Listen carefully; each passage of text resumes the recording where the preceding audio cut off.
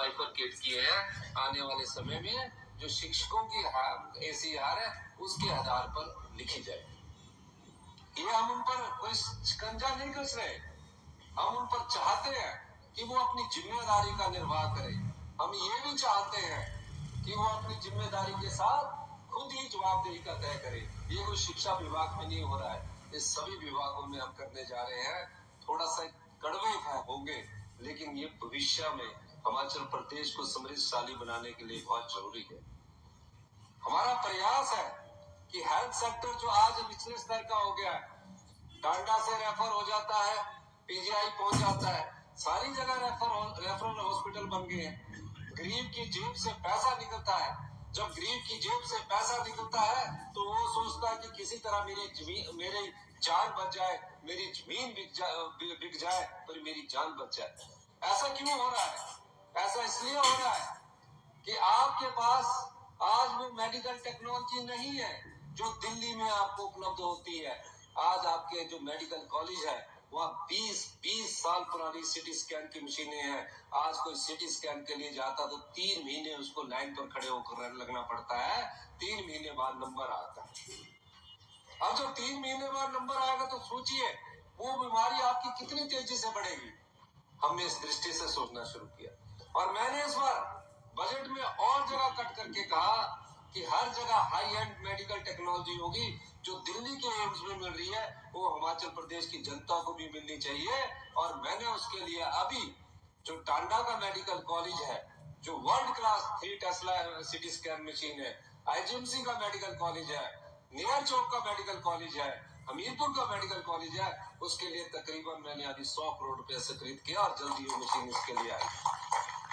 अब ये पैसा आता कहां से है? कोई सरकार ये नहीं चाहती कि अपनी जनता को दुखी करे। कोई सरकार ये सोचती है कि मैं दोबारा से चुनाव जीत कर आऊं और दोबारा से मेरे को तो कुर्सी मिले।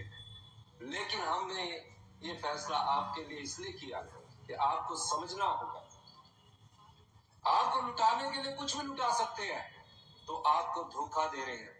हर 100 रुपए में से 70 पैसा सरकारी कर्मचारियों के वेतन और पे और ब्याज और मूलधन पर खर्च हो जाता है। ऐसा क्यों हुआ कि हमें कर्जा उठाने के लिए कर्जा चुकाना पड़ रहा है? ऐसा इसलिए हुआ कि हम अपनी अर्थव्यवस्था को लुटाते गए, जनता की संपदा को लुटाते रहे, गरीब होता गया और धनवान बहुत बड़ी अधिक पैसे वाला हो गया। गरीब के हाथ में कुछ नहीं आ रहा, आम आदमी के हाथ में कुछ नहीं आ रहा, किसान के हाथ में कुछ नहीं आ रहा। जब हमने उन दरवाजों को बंद करना शुरू किया तो निश्चित तौर पर उन व्यक्तियों को जरूर तकलीफ हुई होगी जो व्यक्ति प्रदेश की संपदा को लूटते आ रहे थे, आपके पैसे को लूटते आ रहे थे। पर मैं इन चुनौतियों का सामना करने के लिए भी तैयार हूँ। मैं चाहता हूँ कि आने वाले समय में गरीब को उसके घर के दरवाजे के 15-20 किलोमीटर के दायरे में अच्छा इलाज मिले, अच्छी शिक्षा मिले, पीने का अच्छा पानी मिले। जो आपके पीने के पानी की शर्त थी कि 70 लीटर एक परिवार को मिलेगा, हमने उसको भी बढ़ाकर 135 लीटर किया। और मैंने कहा कि ये चुनने की बोरियां और क्लोरीन की बोरियां जो टैंकों में डाल देते हैं और पानी पीने के पानी की स्मेल भी क्लोरीन वाले पानी से आती है, चुनने वाली पानी से आती है, इसको बंद कर दिया जाए।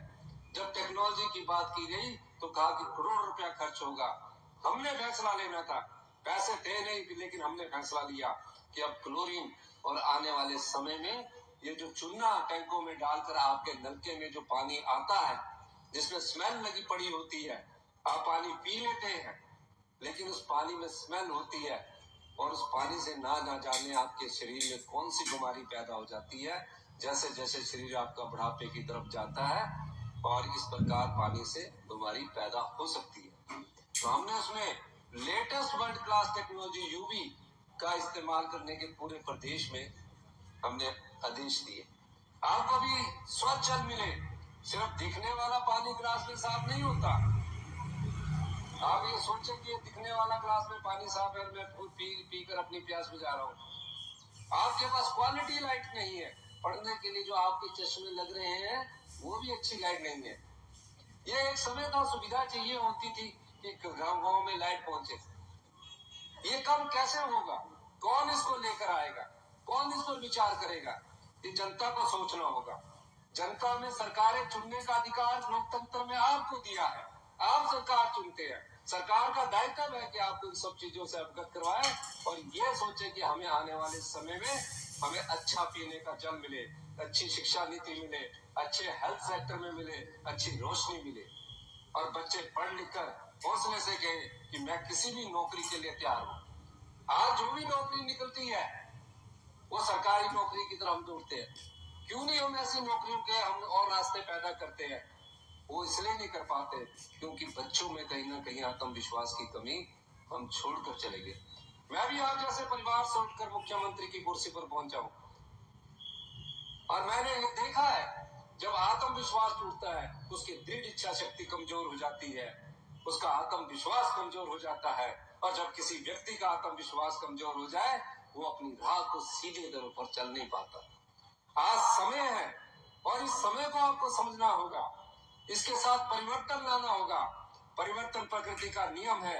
अगर आप परिवर्तन लाते हैं, हिमाचल प्रदेश 2027 में समृद्धशाली प्रदेश होगा और 2032 में हिमाचल प्रदेश हिंदुस्तान का सबसे अमीर और समृद्धशाली राज्य बनेगा। लेकिन इसके लिए आप लोगों को भी साथ देना होगा सरकार का। हम छोटी छोटी चीजों में फंसकर राजनीतिक लाभ के लिए उसमें अपनी भावनात्मक बातों में बह जाते हैं। आज किसको कमी है? हिमाचल प्रदेश में हिमाचल की सरकार गरीब है। जब हमने आंकलन किया तो 28 लाख गाड़ियां हैं। हिमाचल की जनता अमीर है। यहाँ सरकार गरीब है, जनता अमीर है। जब हमने फैसले लिए हमने पाया कि बड़े बड़े होटलों को 1 रुपए की सब्सिडी में दी जाती। होटल के कमरे का किराया 2000, 3000, 4000। बाली जी को क्यों सब्सिडी मिले इनके होटल में? बाली जी ने बोला मैं खुद ही तैयार कर देता हूँ। 1 रुपए पर यूनिट। 1 रुपए पर यूनिट का मतलब है कि जितने भी इनकम टैक्स वो पे ही है, गोमा जी बैठे हैं, जो भी होटल पे ही बैठे हैं, इनको क्यों सब्सिडी मिले? व्हाइट फ्लावर हॉल को क्यों सब्सिडी मिले? क्यों सब्सिडी मिले? वो जनता का पैसा है। हमने उस पर फैसला किया कि कमर्शलाइज जो भी 5 लोड जो कमर्शलाइज जो भी कनेक्शन लगे होंगे उस दोष को हम सब्सिडी विड्रॉ कर रहे हैं। पीने के पानी के बड़े बड़े बिल माफ कर दिए गए पिछली सरकार ने चुनाव जीतने। इसलिए हमने कहा कि जो गरीब है उसको ऊपर उठाने के लिए हम 300 यूनिट मुफ्त बिजली भी देंगे। जो धनवान है, जो अमीर है, क्या वो अपनी जेब से जिस समाज से उसने कमाया है उस समाज को वापस करने का अधिकार भी उन्हीं व्यक्तियों का बनता है कि आज आप धनवान बन के इनकम टैक्स करोड़ों का दे रहे हैं तो किसी प्रकार की सब्सिडी ना ले। आज मैं आपसे कहे कि पीते रहेंगे, कोई बीमार हो गया तो उसके लिए तो आप 3 की जगह 3 रुपए पर डे के हिसाब से देने की जगह 3000 रुपया पर डे के हिसाब से भी खर्च करने में पीछे नहीं हटेंगे। अब समय बदल रहा है और उस बदलाव के साथ हिमाचल की जनता को चलना पड़ेगा। इसीलिए मैंने बार बार कहा है, कई बार अखबारों में आता है, सोशल मीडिया में चर्चा हो जाती है, कई चर्चाएं मैं देखता हूँ, कई टिप्पणियां हमारे पर व्यक्तिगत की जाती है कि हाँ गे जी समोसा खा लिया, कई मुर्गा की बात आ जाती है। आप प्रदेश को यह बताइए कि इस जनता के खजाने को आपने 5 साल पहले क्यों लुटा दिया? आप प्रदेश को ये बताइए, पिछली भारतीय जनता पार्टी की सरकार कि आपने राजनीतिक लाभ के लिए डबल इंजन की सरकार होकर भी प्रदेश की जनता को कंगाली के दरवाजे पर पहुंचाने का अगर कार्य किसी सरकार ने किया है, गरीब को कंगाली के दरवाजे में पहुंचाने का काम किया तो वो भारतीय जनता पार्टी है। धनवान धनवान होता गया, गरीब और गरीब होता गया। इसीलिए हमने कई फैसले किए, 100 के करीब नियम बदले ताकि एक अर्थव्यवस्था में तेजी लाई जाए। आपदा प्रदेश में आई, भयंकर आपदा आई 2023 में, केंद्र की सरकार से कोई पैसा नहीं मिला। 23,000 घर पूर्णतः या आंशिक रूप से टूट गए। प्रधानमंत्री आवास योजना के तहत सिर्फ 1.5 लाख रुपया मिलता था, मैं जानता हूँ कि प्रदेश की जनता में एक पक्का घर बनाने के लिए दिन रात और कई सालों की कमाई लग जाती है। अब जिसका पक्का घर ढह जाए, पीने के पानी का गिलास तक ना बचा हो, उन परिवारों को तो बसाने का दायित्व राज्य सरकार का है। हमने 4500 करोड़ रुपए का अपना आर्थिक राहत पैकेज दिया और उसमें हमने प्रत्येक परिवार के लिए जिसका घर गया था, कोई पार्टी नहीं रखी गई, कोई धर्म नहीं देखा गया, कोई जाति नहीं रखी गई, सिर्फ देखा गया कि 23,000 परिवार हिमाचल प्रदेश की हम परिवार है, इस समाज के परिवार है, इन घरों को बसाने का जिम्मा हमारा है। हमने उनके लिए नियम बदल दिए, कानून बदल दिए और 1.5 लाख से बढ़ाकर 7 लाख रुपए की सहायता राशि को आप इंतकाल करवाने चाहते थे, पटवारी आपको काफी दिनों बाद डेट देता था, इंतकाल के लिए पटवारी साहब नहीं आते थे, कांडो साहब नहीं है, पटवारी साहब नहीं है। तकरीबन 2 लाख इंतकाल हमने 2 साल में किए, जो पिछले 4-4, 5-5 साल से नहीं होते थे। उन्हें फैसला सुनाया गया कि अगर आप सारे इंतकाल, पार्टीशन और डिवीजन को सही समय पर नहीं करेंगे तो आपकी ACR में और उसमें तेजी से काम किया जा रहा है।